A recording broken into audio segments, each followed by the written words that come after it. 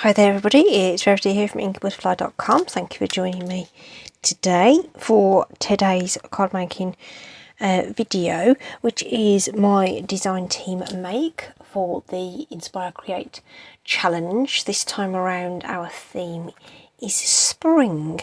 Okay, so I just thought we'd go with some nice sort of fresh florals. You know, just to welcome, you know, all that new growth into the new season. Okay, and I thought I'd revisit a stamp set from the annual catalogue for this, having looked through for some inspiration. So this is what we're going to be using. We're going to be using hand-penned Petals. It does have a coordinating die set, which is called Penned Flowers. Okay, so that's the set we're using today. If you don't have the dies, this image isn't too difficult to fussy cut either, so that's up to you, or we can just stamp straight on. But for my card I wanted a textured background, so that's why I have die cut that. So hopefully you can see that lovely wood grain texture in the background. Bit of Winker Stella on the flowers, which may or may not be catching on. There we go. Okay. And I've also got this nice detail at the bottom. So this is a die that is in this set that does this scalloped edge. Okay, so if you want to achieve this, you will need the dies to do that. But obviously you could just layer it up in the traditional fashion if you don't. Okay, this one I've used the colours from the Subtles colour family. So we've got Soft Seafoam, So Saffron, and that is actually Petal Pink. Comes out a little bit, has come out a little bit darker and peachier, and the layering is Calypso Coral. And these gems are the pastel, iridescent pastel gems, okay, which come in, I think they describe these as gold, but they're more of a clear or whatever. They're Balmy Blue, and this is Calypso Coral. So that's the embellishments that I put on there, and a nice heat embossed sentiment. So that's what we're aiming for. Okay, with a variation on the theme. So you know, I like to give you the serving options for the creations that I share with you. Okay, so that's what we're aiming for, and we're gonna spin it up and use our outgoing ink colours. So we have 5 ink colours that come in and out each year. Today I'm using Soft Succulent Pale Papaya, but the other ones, in case you don't know, are Evening Evergreen, Fresh Freesia, and Polished Pink. So these 5 colours will be retiring when this annual catalogue goes over in April. Okay, so it retires in April, at the end of April. Okay, so these colours will be leaving then. Okay, so if there are colours you like and you don't have them yet, do get them before they go. Okay, so that's our colour combo today that we're going to do for this card. And I've already done a bit of prep because there's quite a bit of stuff going on with this card. So I've already done the Pale Papaya card base, usual dimensions. I'll show you how you do the scalloping on the layers, and I've put on a card layer. So the measurements are exactly the same. All we've done is done the extra die cutting on the bottom, so there's no changes to the measurements. It's still 4 by 1/8 by 5 7/8 of an inch. Then I die cut it, and then the layer is 4 by 5 3/4, and then I die cut it. Exactly the same measurements I always use. All right. Equally, I'm going to do mini layers. So this is my, they're an inch shorter and narrower than the corresponding layers on the outside. Exactly the same measurements as I would normally do. This is what my normal layer would look like. And then we're just going to add the die cutting on the bottom, which is what we're going to do next. But before I die cut this, I want to emboss it. So just pop the die out of the way for a second. The embossing folder I've used is this like timber sort of one. I think it is called timber.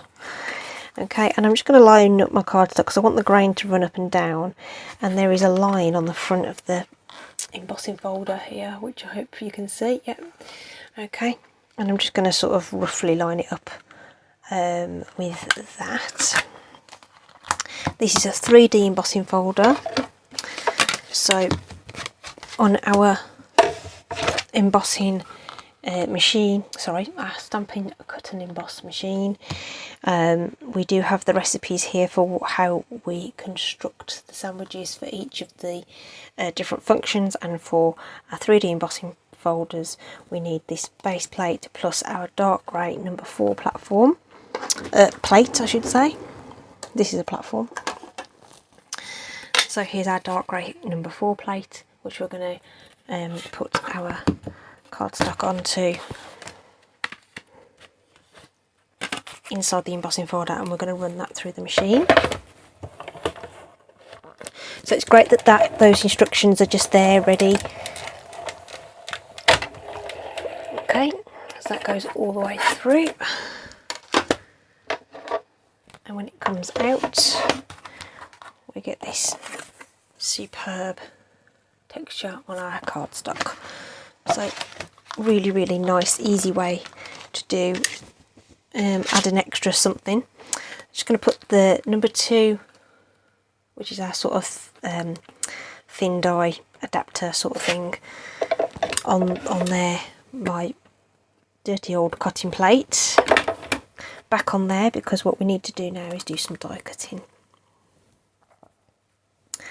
Okay, so first things first, I want to find the centre point of this. So I'm just going to bring in my ruler and a pencil. So for this one, it's because this is a nice even measurement of 3 inches, we know that the centre point is going to be 1.5 inches. So I'm just going to put a little tick mark at 1.5 inches there, which you can probably barely see. It's a little tick mark there. This one's 3 1/8, so this is going to be at 1.5 plus a 1/16. Okay, so 1.5, and then just one of these little tick marks across. Okay, and the reason we're doing that is so that we can line up the centre point of this die. Okay, so this is one of our older dies. Okay, but I've counted in the number of scallops on here and worked out that the halfway point is basically where the U is there on this particular die. If you've got a newer die that doesn't have any of the printing on it, which they may not, then you know, just count it in, make a mark or whatever. Okay, and then I'm just going to line up that little position with the bottom of that cardstock. Just line it up with the bottom, get it something like straight, and tape that in place. And I'm using a couple of bits of tape there because I want to make sure that is nice and secure. Now, when we are putting something like this through the die cut machine, what we don't want to do is put that in so that the roller is hitting that straight on like that. We want to be able to twist it a little bit, and you don't need to twist it by much because you don't want to have your cardstock hanging off. If you hang it off as you go through, that's going to buckle your card. So you want your cardstock to be, and your die, that for that matter, need to be on the plate but on the wonk, like that. Okay, and then put your top plate on and roll that through. Okay, so we're going to do that with this Helper Pire. You only need to roll it through as far as it needs to go for the so as long as the roller passes, you can roll it back through. You don't have to roll it all the way through the back of the machine. Okay, so just get this little skinny bit off the bottom there. Okay, and then we're just gonna, so we get the stitching and the scallop, which is kind of cool. Just peel that back off gently. This is just low tack low tack washi tape this is. Oops. I was like, why can't I see the bumpy bits? It's because it's the wrong way around. Right, same again, just lining that up with the pencil mark and not the embossing. I thought I had it lined up and realised it was just the shadow from the embossing. So again, we'll just tape that into place, rinse and repeat, get that on the wonk, as long as it fits on, both elements fit on the plate, and we'll just run that through.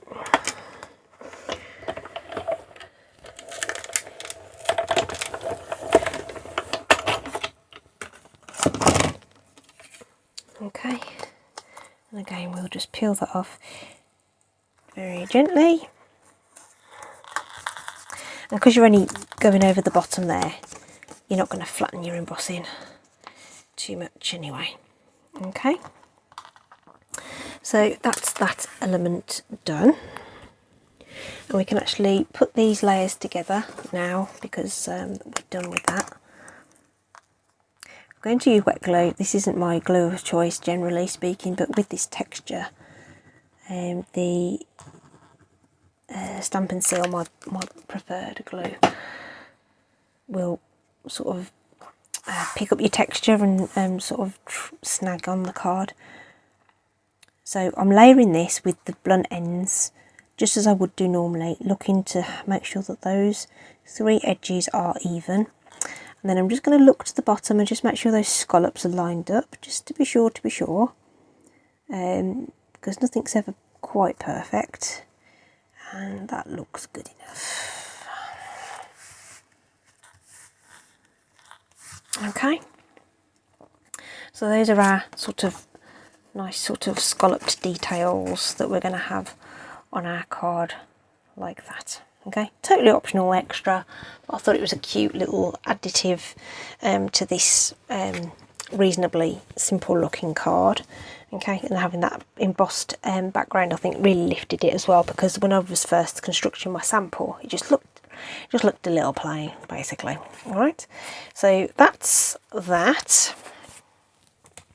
Next thing we want to do is do our stamping of our flower. So I am going to bring in our Memento ink for this, and with this pad, it's a felt pad, it's not like the classic Stampin' Up pads. Okay, so I actually prefer to take this pad to the stamp. Totally up to you which way around you like to do it, but this is my preferred way of using that particular pad. And we'll just stamp that on there. It doesn't matter whether it's lined up on the card or not, because we're die cutting it or fussy cutting it. Or if you really want to, you could just stamp directly onto a panel and layer it up and just not emboss it. So there's a few different ways you could do that. Okay, just making sure that had some nice firm pressure on there. Okay, now in the stamp set there's these little sort of companion stamps, if you like, that colour in the image for you, but it's not a perfect fit. Okay, and it leaves some white parts, and for this particular one there is nothing that colours in the stem. Okay, so I'm going to bring in the coordinating Stampin' Blends marker. Again, this is totally optional, you do not have to do this. Okay, because I know that this stem won't get coloured by any of those stamps. Okay, and while I'm here, I'm actually putting a little bit of it onto those areas of the leaf as well. Right, I'm actually going to bring in a bit of the light marker as well, because I know that bit doesn't get coloured at all. Okay, so that's all I've done on that. I've just added that in. Okay, and then the rest we're going to do with our ink pads. Okay, so I've hidden those under the card base, which wasn't very smart. Okay, so leaf first. So this is our soft succulent ink pad, and we've got this leaf shape, and they do not fit exactly over these images, and they are not designed to. That you might find that a little frustrating, but that is how they have been designed. And what I actually am doing is using them as best as possible to cover the image. Now, if that that might mean stamping them twice and just giving you this sort of misaligned, funny look to it. This isn't to everyone's taste, okay, but that's the effect you get. And once it's die cut and everything, you really don't notice those little sort of discrepancies, if you like. So that's going to dry back a little lighter than how it goes on anyway, and we're going to do something similar with the florals. So this is the pale papaya ink now, and again we're going to stamp that, twist it a bit and stamp it again. And we can do the same with this. So what I do with this is I stamp it roughly over the image, and then again just lift it up, twist it a bit, and you get this sort of out of the lines sort of watercoloured look. Okay.